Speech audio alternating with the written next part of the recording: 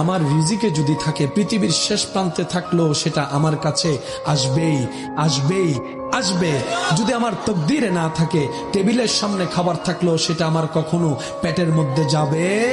এই বিশ্বাসে হকের উপর থেকে সুন্নতকে সাথে নিয়ে রবের সেই ফরজকে পালন করে নবীর প্রেম অন্তরে রেখে আল্লাহর ভয়ের শ্রদ্ধা রেখে জীবন চলাচল করতে করতে রব যতদিন চায় দুনিয়াতে থাকার পর এবার চলে যাবে কোথায়?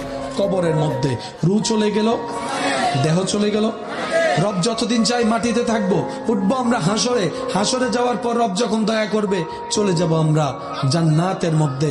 মনে রাখবেন, মানুষের জীবনের কোনো শেষ। বেঁচে থাকে কি দেহ দিয়ে না রূহ দিয়ে? রূহ কখনো মরে? সেজন্য আল্লাহ কোরআনের মধ্যে বলেছেন, কুল্লু নাফসিন যায়িকাতুল মউত। একটু জোরে বল।